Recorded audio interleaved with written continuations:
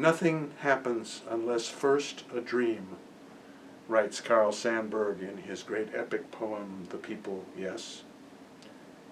I had a dream. The photograph you see grew out of that dream. It was a dream that inspired me, and I actually remembered it. I don't usually remember my dreams. But there was a great grassy lawn, and in the center of the lawn was a community center. And the community center was surrounded by townhouses. And in the townhouses lived formerly homeless families who had found a home in that community. And at the community center was a Head Start program, there was childcare available. All of the services that a homeless family needs to break the cycle of homelessness were brought into the community center so that people did not have to stand in line for a living. It was a wonderful dream.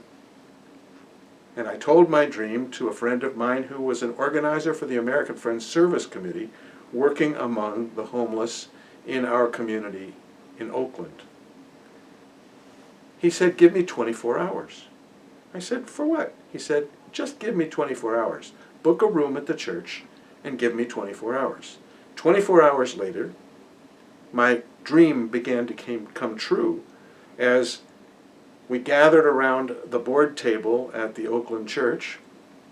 A couple of lawyers, some funding people, a large number of people from the Oakland Union of the Homeless, homeless people themselves who were going to be extremely influential in making that dream come true, and the organizers, and a couple of architects. And Terry said to me, "Tell them your dream." So I told them the dream. And they began to sketch. They began to think about how to do this, how to make it real. And out of that dream was born Dignity Housing West. Dignity Housing West ended up building a couple of buildings, one 26-unit building, another 20, that provided apartments for homeless families with services on site. We couldn't actually get that sylvan setting that I had dreamed of, but what was important in the dream did come true. This is a time for dreaming, friends. Not that kind of ethereal dreaming that is so romantic, but the kind of dreaming which infuses creativity into daily life, which invites us to leap into new experiences, to leap into possibilities which we could not imagine in our waking lives. I had a great teacher. His name was Jeremy Taylor.